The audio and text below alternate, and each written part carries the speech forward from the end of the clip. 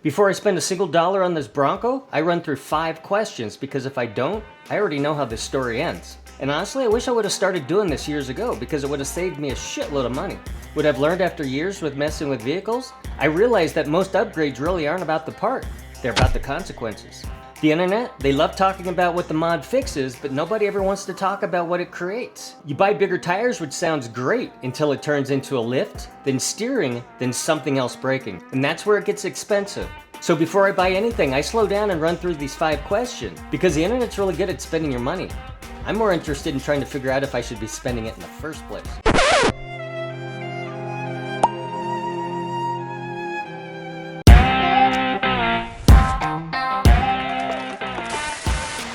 I'm John and this is Project Kehm. No sponsors, no discount codes, nothing for free. Just me spending my own money so you don't have to.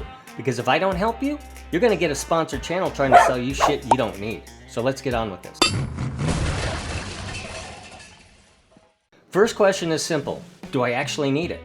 I don't care if it's cool, I don't care if everybody has it, and I definitely don't care if some guy on Facebook says it's a weak point. I want to know what problem I'm actually trying to solve. Because if I can't answer that question, I'm probably not solving anything. I'm just looking for an excuse to spend money. And that's usually where this decision starts. I see it all the time. One guy breaks apart, suddenly everybody loses their shit. They think they need an upgrade. A YouTuber installs something, now it's supposedly mandatory. A forum post gets shared around, next thing you know it's on everybody's shopping list. Look, I'm not saying upgrades are bad, just understand why you're buying it. If I can't tell you exactly what problem I'm trying to solve, I probably don't need it. Second question, how bad does this spiral? This one has probably saved me more money than anything else. Because every mod fixes something, but almost every mod creates something too.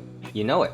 We've lived it. Mods don't happen one at a time. They happen in chains. People ask, should I run 37s? But that's the wrong question. The real question is, do you want all the shit that comes with it? Because it's not just tires, it's a lift, alignment, control arms, maybe rear geometry, definitely recalibration. You get where this is going, right? And before you know it, you're standing in your garage looking at a pile of boxes wondering, how did one idea turn into $5,000? I've been there more than once, so now I don't ask what it fixes. I ask what it's going to create next. Third question, what's this really going to cost? Not the price on the website, the real number. Because the $800 part is usually not $800. Now you need hardware, maybe tools, maybe alignment, maybe supporting parts, maybe a bunch of other shit nobody mentioned on the product page. Imagine that. And the price tag? Well, that's just an entry fee, not the total cost. And something else I've learned, buying the best isn't always a smart move. Sometimes it's overkill.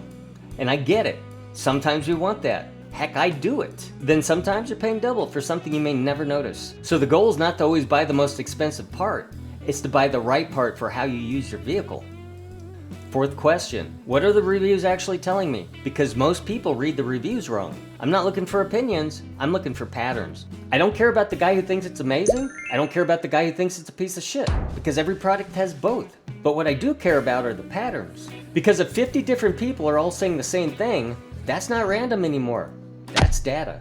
And that data, that's telling me that's something I need to pay attention to. Maybe the hardware sucks. Maybe it rusts. Maybe the instructions are garbage. Been there. Maybe the fitment is a nightmare. Been there too. I don't need perfection. I just want to know exactly what I'm signing up for before I spend money. Fifth question, can I install it myself? Because for me, it's really not about saving money. It's about understanding the vehicle. Because when you're the one turning the wrench, you start seeing how things actually go together. And that's gold. You see what the factory did, what the aftermarket changes, and how one modification affects everything else. And if I'm being honest, I learned that the hard way because nobody cares about your vehicle the way you do. There's only one person I trust touching my vehicle. That's me. I've met some really good mechanics, some great ones, but I've also been sold parts I didn't need, charged for work that wasn't done. I caught people red-handed. I don't like people trying to fuck me over. I don't think anybody does. We all work too damn hard for that. So if it's something I can reasonably take on, I'm probably going to. Not because I know everything, but because I trust myself to research it, take my time, and actually care about the outcome. That's a big part about why Project Kehm exists. So now, every time I think about buying a part, I run through the same filter. Do I actually need it? How bad does it spiral? What's the real cost? And what do the reviews say? And can I do it myself? Once you can answer those honestly, the decision, it gets pretty clear.